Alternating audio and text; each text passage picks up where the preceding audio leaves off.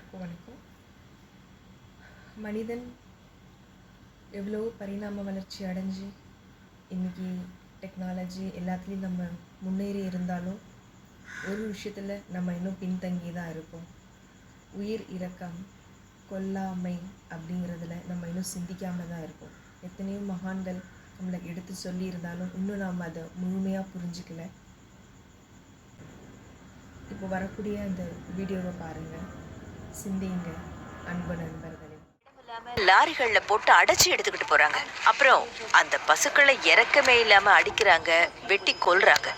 அந்த இடத்த அவங்க நவீன இறைச்சி கூடன்னு சொல்றாங்க.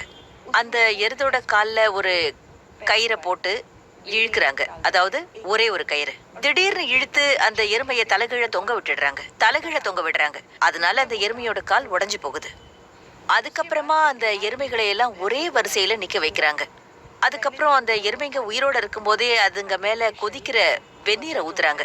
அதனால அந்த எருமையோட தோல்லாம் மென்மையாகும். அதுக்கப்புறம் அந்த எருமையோட கழுத்தை வெட்டுறாங்க கொஞ்சமா. அப்போதான் அது கழுத்துல இருந்து ரத்தம் மட்டும் வெளியில போகும். ரத்தம் தொடர்ச்சியா வந்துகிட்டே இருக்கும். அந்த ரத்தத்தை மருந்து தொழிலுக்காக விற்கிறாங்க. அதுதான் நீங்க குடிக்கிற இரும்பு சத்து டானிக்கு, அது இதோட ரத்தம் தான். அதுக்கப்புறம் தான் அந்த மாட்டோட தோலையில அவங்க உரிக்க ஆரம்பிக்கிறாங்க, அது உயிரோட இருக்கும் போதே. அப்புறம் அதுக்கப்புறம் தான் அந்த மாடுங்கள்லாம் இறந்து போகுது. இதுக்கு பேரு தான் நவீன இறைச்சி கூடன்னு சொல்றாங்க. இதுல கேரளால இருக்கிற இறைச்சி கூடத்துல பசுவையும் எருமையும் புதுவிதமா கொல்றாங்க. அதுங்களோட வாயும் வயிறும் வெடிச்சு போற அளவுக்கு அதுங்க தலையில சுத்தியலால ஓங்கி ஓங்கி அடிப்பாங்க. அது சரிஞ்சு கீழே விழுது. எதுக்காக இப்படி பண்றாங்க? அப்படி செய்யறதுனால அந்த இறைச்சி ரொம்பவும் சுவையா இருக்கிறதா சொல்றாங்க.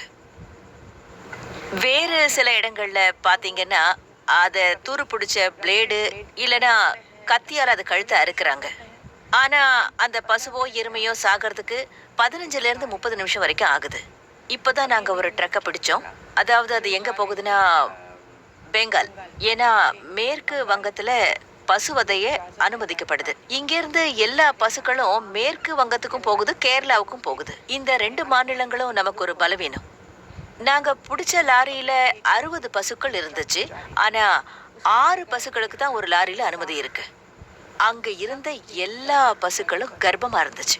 அதுங்களை ஒண்ணு மேல ஒன்ன போட்டு மொத்தத்தையும் ஒரே ட்ரக்ல அடைச்சு வச்சிருந்தாங்க.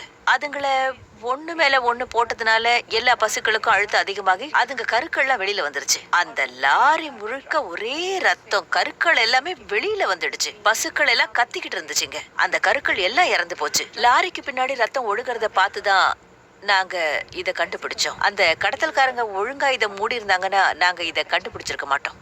அறிவினை யாதெனில் கொல்லாமை கோரல் பிறவினை எல்லாம் தரும்.